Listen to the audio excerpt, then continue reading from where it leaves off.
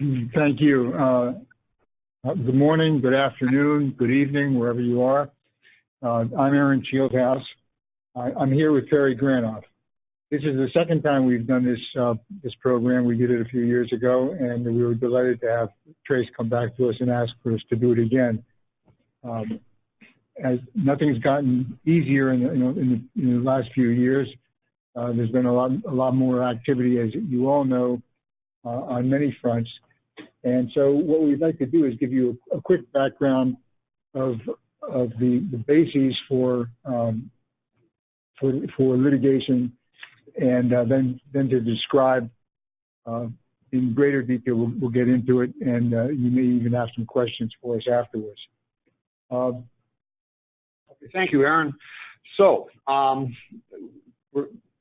let's first focus on U.S. government actions. And most of you know, when we talk about Foreign Corrupt Practice Act, we talk about a statute that was enacted in 1977, and it extends to prohibit the willful use of mails or any means of interstate commerce to pay money or any value while knowing to induce foreign officials to secure any improper advantage in obtaining or retaining business. The FCPA has a books and records requirement that they have to be kept accurate, and that creates a segue for liability through the SEC. The two enforcement bodies with respect to the FCPA are the Securities Exchange Commission, or the SEC, and the Department of Justice. The SEC investigates and prosecutes claims civilly. The Department of Justice investigates and prosecutes FCPA violations criminally. Unlike other federal statutes, particularly the Securities and Exchange Act of 1934, there's no private cause of action for FCPA violations. However, there is a indirect route to causes of action by private citizens, either through the Exchange Act, and specifically Section 10B of the 1934 Securities Exchange Act, or Rule 10b-5 thereunder, and those remedies obviously extend to publicly traded companies that are registered with the SEC. With respect to non-publicly traded companies, there is recourse privately through, among other avenues, derivative actions, which we will get into momentarily. Aaron, why don't you want to talk about? Yeah, well, in addition, obviously, as you're all anti-corruption specialists, we know that we're not only talking about U.S. government action, but we're talking about principles and approaches and potential litigation based on other anti-corruption laws around the world. So the Bribery Act in the UK, the Corruption of Foreign Public Officials Act in Canada, the numerous laws in effect within the European Union. In fact, these days, the laws against corrupt activities and bribery can be found in many, many, many countries. I hesitate to say most of the countries in the world. Of course, the question always is the enforcement of them. And some of the biggest ones that we're all familiar with in recent years include countries like Brazil, Argentina, the Netherlands, and the U.S., and numerous states, numerous countries where there have been cases and the question of whether the enforcement has been diligent or not. It's a moving target, but there's certainly increasing enforcement, increasing application of these laws, and therefore they provide the basis for some of the other types of actions in the private realm that Barry's going to describe right now. Okay. Yeah, thank you, Aaron. It's important to recognize that with the proliferation of anti-corruption statutes and regulations throughout the world, there's been interaction and coordination of activities between the various regulatory and law enforcement bodies. It all arose with respect to the Siemens case, and I think that was resolved in 2008. And in Siemens, interestingly, there was a finding that Siemens, a German corporation, had violated the FCPA and local German law, and ultimately there was a $1.6 billion resolution in fines and penalties and disgorgement of profits. And of that amount, $800 million went to the U.S. authorities, and $569 million went to the Munich public prosecutor, of which $350 million was set aside for disgorgement. A number of other examples of cooperation between the U.S.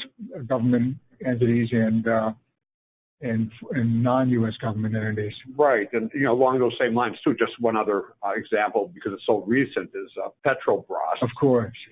Which was a scheme involving the state-owned oil company in Brazil, and ultimately there was huge amounts of bribery payments to Brazilian officials and officials of other countries, and then they cooked the books to conceal the bribe payments from investors and regulators.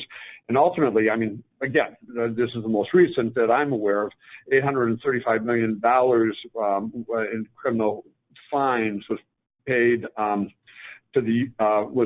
well as $933 million in disgorgement and prejudgment interest, and that was divided: 10% of criminal penalties to the Department of Justice, 10% to the Securities Exchange Commission, and 80% to the Brazilian authorities.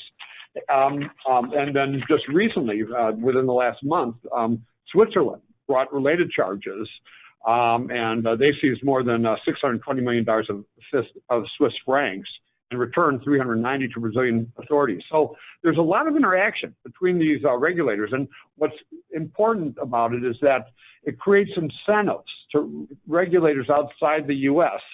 to pursue these actions. And I can tell you that when the Bribery Act in the UK was first enacted, the Serious Fraud Office had very little money that was budgeted for foreign corrupt practices.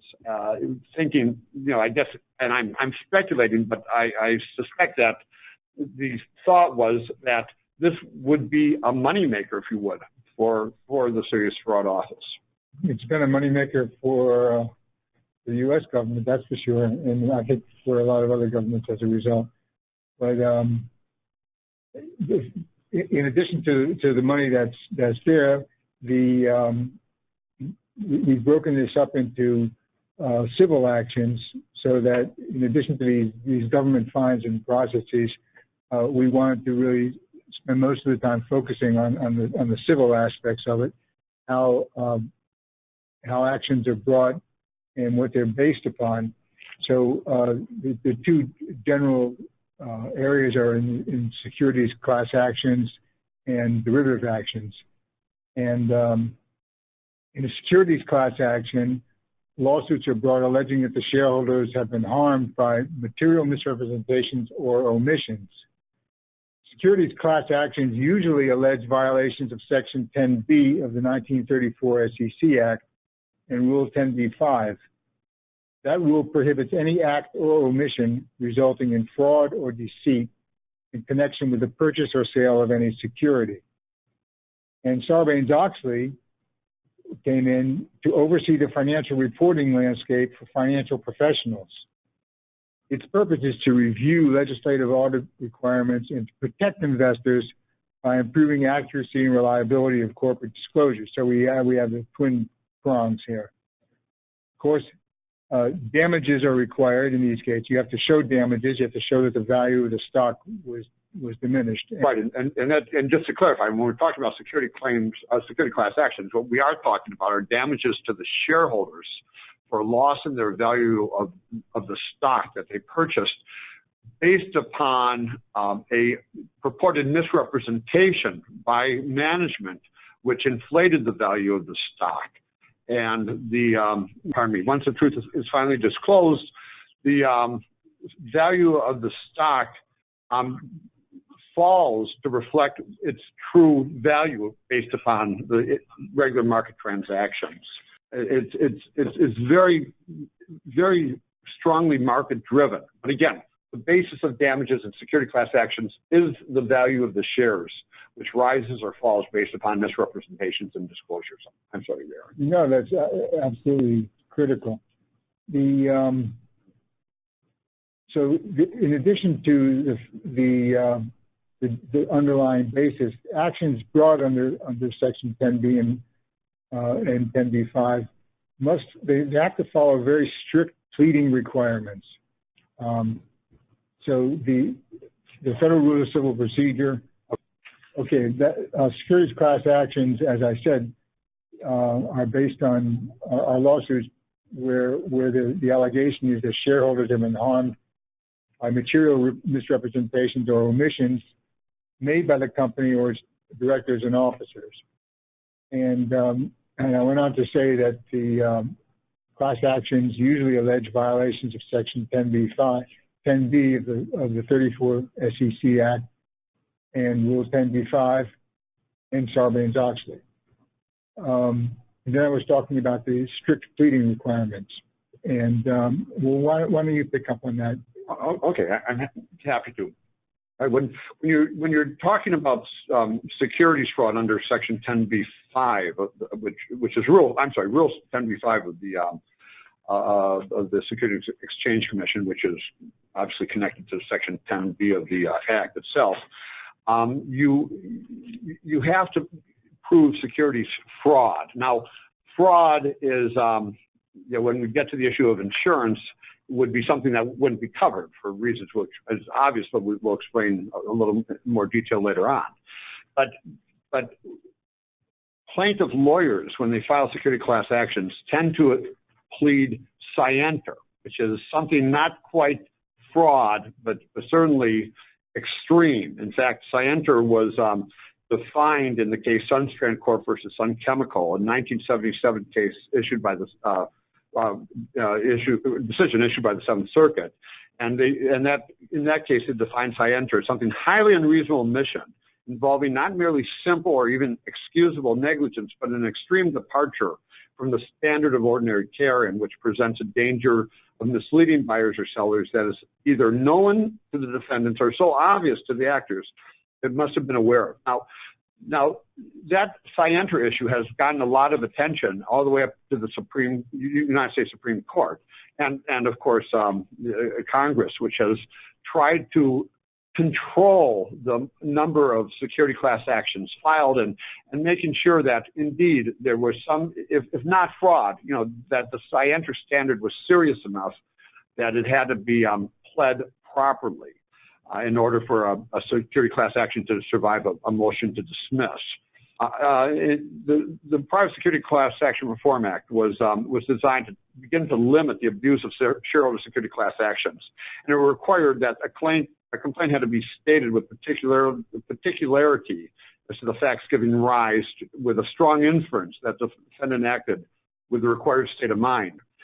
And as Aaron talked about, since that time, there's let me stop talking about SOX for a second. I was about to talk about SOX. Let me just mention there's been at least 2 cases. There's been more cases that have been decided by the U.S. Supreme Court that helps to define this basis of pleading securities fraud. One being Dura Pharmaceuticals versus Bruto, in which the Supreme Court determined what plaintiffs must plead to satisfy the PLSLA requirements that the defendants acted or omitted to act, which caused the loss. And the finding in that case is that they had to establish that the fall in the stock price was actually caused by the actual misrepresentation made by the defendant's name. And then subsequently in the Tellabs case, this is a 2007 decision, the prior one was in 2005, the Supreme Court was asked to determine what must plaintiff plead to satisfy the PSLAR requirements of a strong inference. And the holding in that case was that a person would deem the inference of scienter to be cogent and at least as compelling as any opposing inference. So in other words, there's, the Supreme Court and the lower courts have given a lot of thought as to what satisfies the scienter pleading requirements to sustain a security class action and survive a motion to dismiss. I think, Aaron, you had mentioned also Sarbanes-Oxley, which may give the plaintiffs a little more weapons, which requires both the CEO and CFO to review to make statements that, any financial statements that's issued by the corporation, they reviewed, and to their knowledge, the financials do not contain material misrepresentations or omissions. Internal controls have been evaluated, and if there are any frauds, they've all been reported. And so, notwithstanding the fact that you have some serious pleading requirements, you do have Sarbanes-Oxley, which may give plaintiffs a quiver or an arrow in their quiver to use as a weapon to try and establish security fraud claims and prevail over a motion to dismiss. The cases are not necessarily, in quotes, FCPA cases or anti-corruption cases. These are cases which where the theories that are asserted are definitely relevant and correspond to what people in bringing anti-corruption-based cases might use. There's the legal theories that have been asserted in securities class actions. We've got some cases, and there's a lot of them. But the first case we're citing is the Doshi versus General Cable Corporation. This action was started by investors after the company agreed to pay $76 million to the DOJ and SEC. They claimed 3 categories of false or misleading statements, and yet the court held that none were sufficient to state a claim. There were misstatements about policies, ethics, and the effectiveness of internal controls. So, but it wasn't held. They didn't prevail. Then in Electrogrob, held that repeated statements regarding compliance with the laws were meant to reassure investors, and for that reason, they were actionable as material misrepresentations. Again, in the Rio Tinto case, the claim was that the company's financial success was due to its bribery. However, the plaintiff did not recover because the company did not attribute its success to anything specific. On the other hand, if you look at Braskem, the false statements by the company were actionable because of major bribery, but not because of the various reasons that Braskem asserted in public. They claimed that they were profitable and so, but that wasn't the reason. In the Ziff Capital Management Group, failure to disclose FCPA investigations pursuant to GAAP principles were held by the court to be actionable. And in the International Flavors and Fragrances case, which is still pending, independent disclosure by the company to the public before an investigation, in other words, after the fact, a class action was filed and is pending at this moment. But there was no action by government prior, so this is an exceptional. It's the case of kind of exceptional situation, and it's still pending. And then, do you want to jump into this point? Well, yeah, sure. I'm happy to. I mean, when you look at these cases and the legal theories asserted, again, This all are legal theories that are asserted by plaintiffs in an attempt to satisfy the requirements of the PSLRA, but as you'll notice, as from Aaron's recitation, most times these cases are not successfully pled. And there's been a few pundits in the D&O industry, in particular security class action lawyers, who've kind of looked at this and written and made conclusions that when we deal with FCPA violations, we're dealing with a very high bar of establishing scienter on the part of senior management. And by and large, most cases will not succeed the motion to dismiss stage. But unfortunately, there are exceptions. And let's look to the next slide. The next slide is, right. Okay. And these are four cases in which we've had cases which have been either successfully pled to the point where the parties have agreed to settle, or the parties have agreed to settle before the court has even ruled on whether a motion to dismiss would be sustainable. Before I get into these cases, I should add, I use an analogy which I've been using for like 30 years. But when you talk about the pleading requirements of securities class actions, you're almost talking about a situation where you're at a carnival and you see a booth where there's a huge vat of water, and there's these plates floating on the vat, and your goal is to try and pitch a penny or coin onto the plate. And I'm talking now about insurance coverage specifically, which we'll be getting to. But if you plead fraud, too strongly, as though there's actual fraud, you're not going to get insurance coverage. And unless the company has huge assets, you're not going to get a recovery on the securities fraud.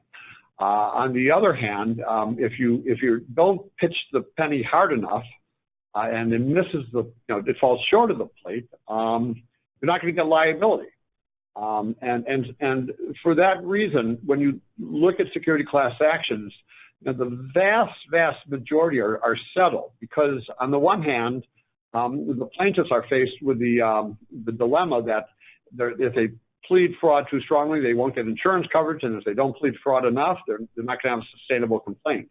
On the other hand, insurance companies are concerned that when they deal with security class actions, the total number of shareholders out there, even if you're talking about an inflated value of $10 a share that the shareholders are able to establish that they've lost, when you multiply it by the total number of shares in trade, the numbers are just huge. So especially when you have a situation where the plaintiffs can prevail on their motion to dismiss, on defendant's motion to dismiss, the insurers and certainly defendants really need to think about settling the claim at that point. And again, these are not small amounts. I talked about Petrobras and what it was about. I talked about the regulatory side of Petrobras, and indeed, Petrobras wasn't limited to the United States. It wasn't limited to Brazil. Obviously, I talked about Switzerland. A number of other countries were involved in Petrobras. In addition, Petrobras sold stock on a U.S. exchange, and there was a security class action filed by the shareholders, which was ultimately settled for $3 billion, which I think was one of the largest, if not the largest, securities class action ever settled. In addition to Petrobras, we have Cobalt International Energy. Cobalt was an oil and gas explorer, and they purported to indicate that they were just a very large world-class organization, and the oil-focused wells in the Republic of Angola were accessible to cobalt, while at the same time cobalt followed and was in compliance with all U.S. FCP laws. In reality, it was determined, through first a regulatory action and then a securities class action, that they obtained access to its Angola wells from the Republic of Angola by partnering with shell companies in Angola, and that were partly owned by high-level Angola officials, putting the company in serious risk of enforcement measures by the SEC and the Department of Justice. Again, that was the recourse on the part of the shareholders after regulatory action was met out. Next case is Walmart, which we discussed. Again, $160 million class action settlement. The executives at Walmart, apparently not despite any claims to the contrary, were involved in a multi-million-dollar bribery scheme at Walmart's Mexican subsidiary. And as a result of these false statements, when the truth came to shove, and the SEC and Justice Department stepped in, and it was disclosed that there were FCPA violations, Walmart's stock, which traded at an artificially high price during the class period, fell. I don't have the amount it fell, but it was a significant drop in the shares, resulting indeed in a $160 million settlement. Finally, Avon Products, the former CEO and former CFO were purported to have misled shareholders about the company's compliance with FCPA claims in China. The Chinese subsidiary paid $8 million in cash and gifts and travel and entertainment to various Chinese officials to get the first direct selling license by a U.S. company in the Chinese market. Again, these are all situations where the liability of the company had to be established at the highest levels of the company, the CEO, the CFO, and other executive officers, that they were aware of the scandal taking place, that they specifically made disclosures indicating that the companies were in compliance with FCPA regulations, and indeed they were aware of the fact that they were not, or at least if they weren't aware, they were reckless or acted with scienter, disregarding the obvious truth that they were. One other interesting thing about it is the fact that the damages in security class action do not necessarily correspond to the damages that are awarded to the SEC or the DOJ. In fact, as an example, the security class action settlement in Avon was $62 million based on the drop in the value of the shares, when in fact Avon paid $135 million to settle the FCPA regulatory action. Derivative actions. Having now gone over the securities class actions in some detail, the flip side of the civil form of action are the derivative actions, the stockholder derivative actions, and this means technically that the case is brought on behalf of the company by a shareholder of the company against its directors and executive officers.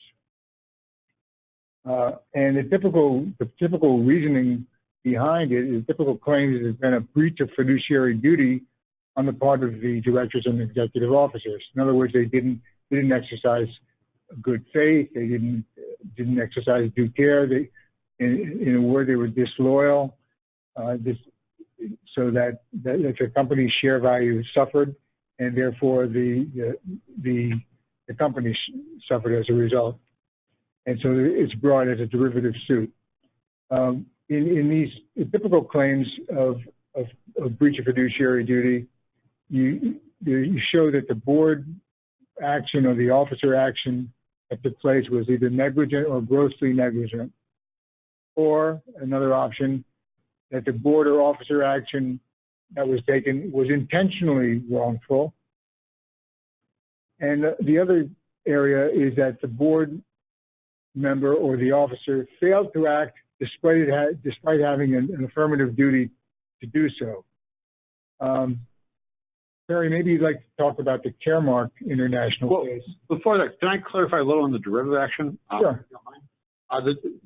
First of all, unlike a security class action where you're talking about a shareholder losing money based upon the drop in the value of the stock, the derivative action really is separate from any shareholder loss, and it can be brought clearly against public companies, but it can also be brought against private companies by shareholders.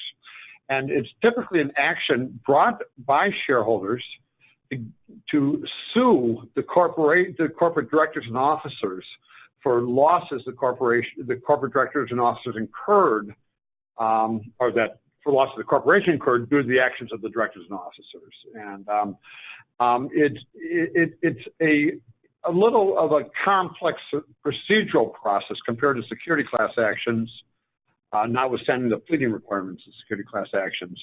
In a derivative action, it's essentially a shareholder filing suit to gain the right to sue in the name of the company, and or demanding that the company take action against the directors and officers, one or the other. Now, if the company refuses to take action, and that demand is refused, or the demand is viewed as could be viewed as futile, right? Then the shareholder has the right to file this action in the name of the corporation against directors and officers who acted negligently, grossly negligently, breached their fiduciary duties of due care, good faith, and/or loyalty. And again, it doesn't apply just as publicly held corporations. This tool can apply to privately held corporations. So with that, let's look at some examples. Let me just talk about Caremark. Oh, yeah, I'm sorry. Go ahead. No problem. Caremark was a derivative action. It was decided in the Delaware Court of Chancery. It's a relatively older decision, but it's a very significant decision, and it may be very relevant in connection with CPA violations. And involves a shareholder suit brought derivatively, alleging that the directors breached their duty of care, failing to put into place adequate internal control systems. It was said that by not having these adequate internal control systems, company employees were able to commit criminal offenses, resulting in substantial fines and civil penalties to the corporation itself, amounting to $250 million. And in Caremark, the Chancery Court, which is typically a court that is convened in equity, they don't necessarily issue when we're dealing with derivative actions. The nature of a derivative action is an action in equity in any event. So derivative actions are typically venued in courts of Chancery. But the finding of the Court of Chancery in this particular case was that the duty of a director includes the duty to attempt in good faith to assure that the corporate information and reporting systems, which the board concludes as adequate, exists, and if a failure to do so under some circumstances may render a director liable for loss. So this is a case very much on point when we look at CPA violations and the duty to make sure that systems are in place, and most importantly, that the corporate directors and the senior officers are overseeing the fact that these systems are in place and indeed enforced. And where there's a failure along those lines, it gives rise to a cause of action to sue derivatively. Okay. And you'll note that the suit is against the directors and officers as opposed to against the corporation. Yes. And so some examples of that Okay. And we'll move quickly through this, but basically the derivative actions were that Alcoa settled for $3.75 million in attorney's fees and was required to make the following changes to its compliance program. It had to create a chief ethics and compliance officer position, which wasn't there before. There was mandatory due diligence with respect to foreign intermediaries, mandatory FCPA training for all employees on at least an annual basis.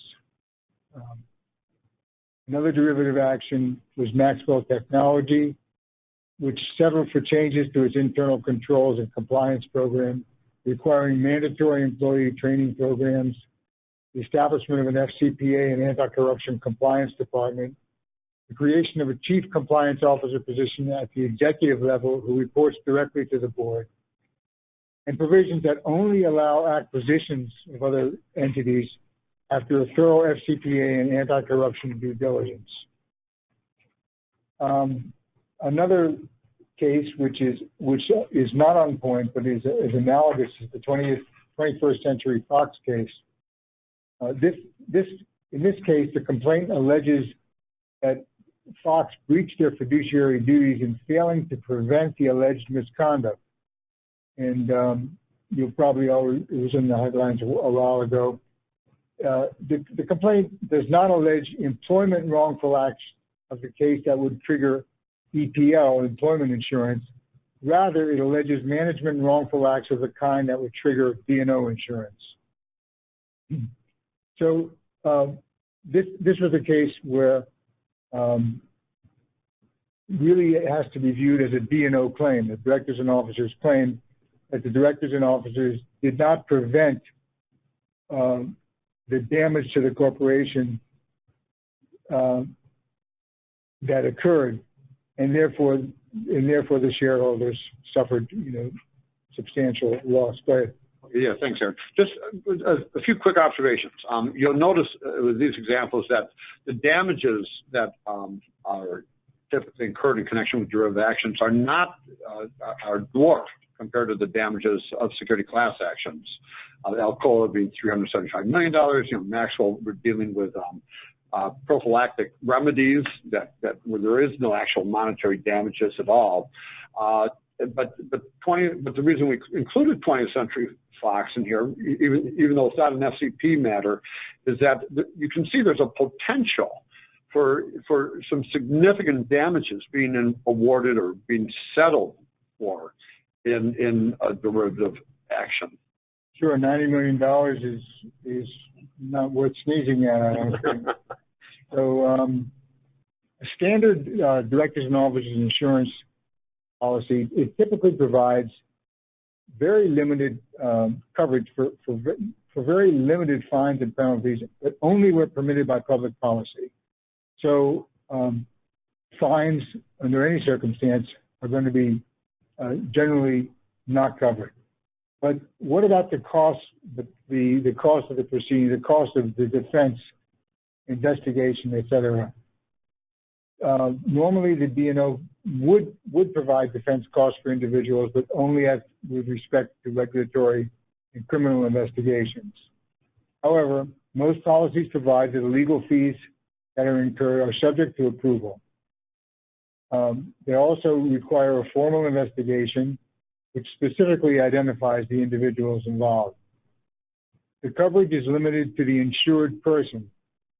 In the case of D&O, they identify specifically the directors and officers who are going to be provided with coverage. And normally there's no coverage for internal investigations unless there's a separate insuring clause that's been entered into. So these are as a general rule, and what we want to convey here is that all the D&O policies differ one from the next. There are standard ways that they're approached, but you have to look at the specific language of the clauses to make sure that you're covered, and that means even before you enter into this type of insurance, because provisions within corporations are frequently siloed those people doing compliance work may not be really dealing with the people who are doing, who are providing for the insurance. So this is something that is worth noting, and so, for example, let me kind of give some sort of basis of understanding and really appreciation to what Aaron has said, which is critical. D&O insurance was designed to provide coverage to directors and officers individually, or to the company, as the company reimbursed directors and officers for amounts in indemnification, and that reimbursement was only for the amounts of indemnification. As the policy evolved over the years, it started to provide coverage for security class actions to the corporation, security class actions and derivative actions to the corporation itself, as well as the B's and O's. But most policies, and we'll go into some of the language, specifically provided that when we get into investigative coverage, the only coverage that would be provided for investigations would be directly to the D's and O's, even if it's a security class action context, such as an SEC investigation. Now, as in my own personal experiences, I've had cases where D's and O's have filed claim in connection with SEC investigations. So the way the process typically works is the SEC issues informal inquiry notices saying, you know, this is an informal inquiry, there's not a claim here, we're not targeting anyone, we just want to get your books and records. Yeah, but as soon as that happens, of course, quickly call the general counsel and the outside special counsel. Well, yeah, absolutely, absolutely. But the important thing is that this informal investigation is not a claim by the characterization itself by the SEC. It's informal. And so there's no claim going on, but yet from a practical standpoint, when the SEC knocks on your door, as Aaron said, you got to call counsel and you got to spend a lot of money preparing to respond to the SEC. And I heard that it was one of the cases, I think was, I don't remember which one, that over $400 or $500 million was spent just in attorney's fees alone. Oh, I'm sure that's absolutely possible. I mean, I've been involved in cases clearly that are much less severe, where $20 million would be incurred in the investigative process of an SEC investigation. And the way these investigations can work, again, they have informal requests for books and records, and then there's a next informal request to interview directors and officers and key people. Again, all informal. And it's specifically stated to be informal. Again, not a covered event. At some point, though, if the investigation continues and the SEC is on to something significant, specific individuals will be named as targets to that investigation. That's from the D&O perspective when there's a claim and a covered event, which would be reimbursable under a D&O policy. So that means once again, you have to be very clear on what the policy, what you have in your policy, what kind of protection. Right, I agree. But typically when that happens chronologically, that's the tip of the iceberg. You've already had $20 million spent. At that point that they name a target, I mean, there's not much more that will be spent in attorney fees. So maybe you apply the 80-20 rule, that of the total amount of money you incur in this investigative process, 80% would be uninsurable and 20% would be insurable. And that had led, that sort of situation had led to a lot of concern within the D&O industry, especially by customers of D&O insurance and their lawyers and brokers. And at one point, the industry came out with some solutions to the problem through the use of added coverage, which would provide investigative cost coverage. And I know that a number of carriers, Marsh, for example, even though it's a broker, had such coverage that it could offer through an exclusive arrangement with an insurer. And that coverage was taken off the market. I mean, in doing a quick Google search, I noticed that Beasley, still has coverage listed, but I want to warn you that coverage is very, very expensive, and it's not 100% foolproof coverage. Now, when you look at, well, the best, it's often been said, in many of these cases, the best insurance you can have is to have a really tight, comprehensive, well-conducted compliance program. Well, that's the best insurance. That probably is. I don't disagree with that. Protect directors and officers in terms of the expenses that they have to incur. One of the points I wanted to make, and you can see on this particular slide, is the cautionary comment. Because even though corporations may want investigative cost coverage for SEC investigations, the policy limits could easily be depleted on such investigations, and there could be possibly no money left to pay the directors and officers for liability when indeed the rubber hits the road and the SEC files an action against the directors and officers, and there's a subsequent civil action filed by shareholders. There have been a number of cases dealing with the issue of investigative coverage, and clearly, as Aaron suggested earlier, the language is typically the availability of coverage is typically driven by the wording of the policies that you take out. I don't know if you wanted to talk about this, or you want me to talk about it, Aaron? About the definitional term, where you want to move forward and not. Yeah, I guess maybe in the interest of time, we won't specifically. We'll just mention Office Depot is a case where again, there's an SEC investigation. 80% of the funds are spent investigating the case, and National Union only came in and provided coverage at the top 20%. When a target was named, Office Depot filed suit. They lost. The court determined that based on the language of the policy, investigative coverage was not covered, and I'll show that to you. We'll see that as we move forward quickly. On the other hand, MBIA against Federal, totally different result.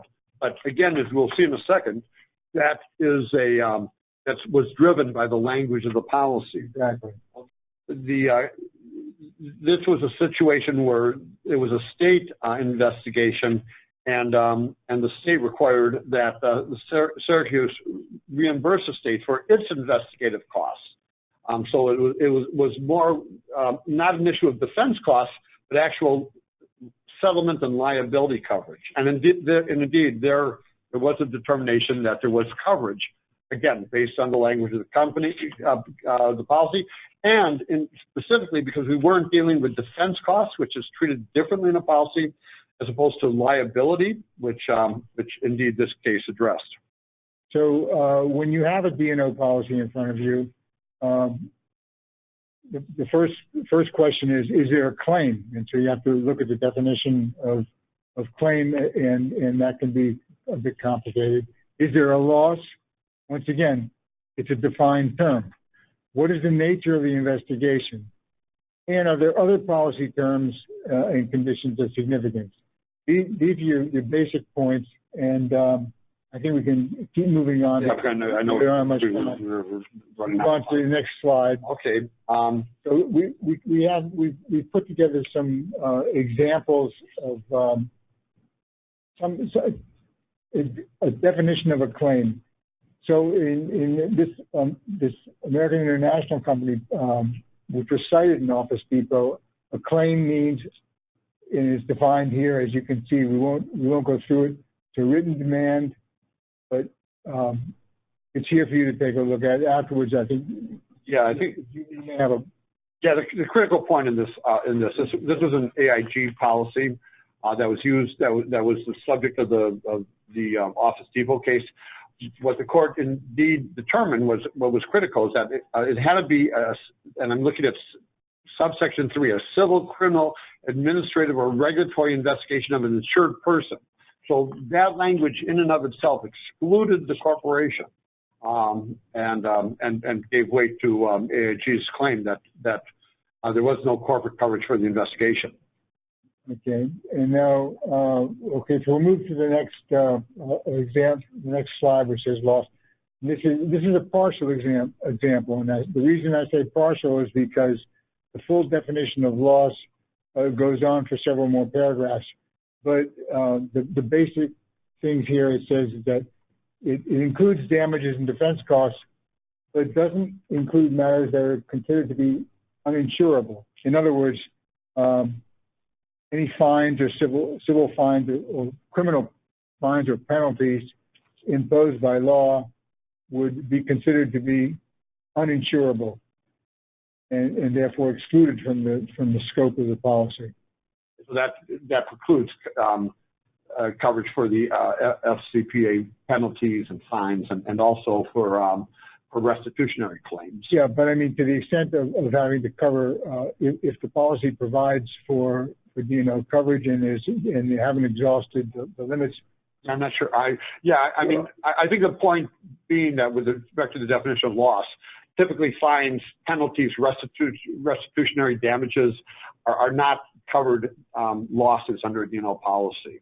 Right. Those aren't, but the investigation costs may. Right. Exactly. That's the point. That would be under right.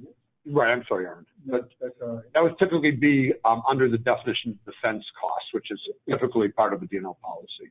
Right. What's really important about this, and again, this was another basis for the court in Office Depot to rule in favor of AIG, saying there's no coverage for the investigated claim. As you see, the actual first line, security claim, mean a claim other than an administrative or regulatory proceeding. The SEC wasn't a regulatory proceeding, so we didn't have a securities claim. And why that's significant is under D&O policies, when there's a reference to security claims typically bring in the corporate entity as a covered insured under a D&O policy. So it's, but then you can go to the bottom language of this definition here, and you can see there's a carve out. The term security claim shall include administrative or regulatory proceedings against an organization, but only if and only during the time that such proceeding is also commenced and continuously maintained against an insured person. So in other words, again, that goes to when I talked about the iceberg, the 80% not covered, the 20% covered. Once the D&O is named as a target and the organization is brought in, then coverage is provided for administrative or regulatory proceedings. Okay, so we can move on to the next slide, which gives examples of securities claims or defense costs. Once again, just it's a different. I'm sorry, Aaron. Just in the interest of time, what's really important about this is that this goes to the issue of the federal insurance versus the MBIA claim, which we mentioned earlier, right, where the court determined that there was coverage for the D's and O's for their investigation. Look at the language of security claims. This is compared to the AIG policy, a formal or informal administrative or regulatory proceeding. So the court looked at that wording and said, sure, the SEC investigation is covered. There's a few other issues to cover, but I see we're running out of time. And I wanted to make. Oh yeah, go ahead, please. I just wanted to make the point that the reason that we put these definitional examples in here is so that they differ. In some cases, there's coverage. In some cases, there's not.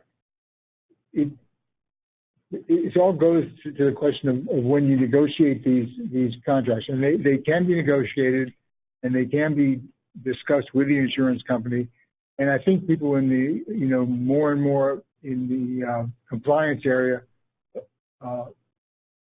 need to be aware of the protection that's available, because nobody wants to be the subject of a criminal investigation, and nobody wants to be liable for any kind of these lawsuits, even if they're not brought by the government, if they're brought by a private party, and they're based on some of the examples that we've given today.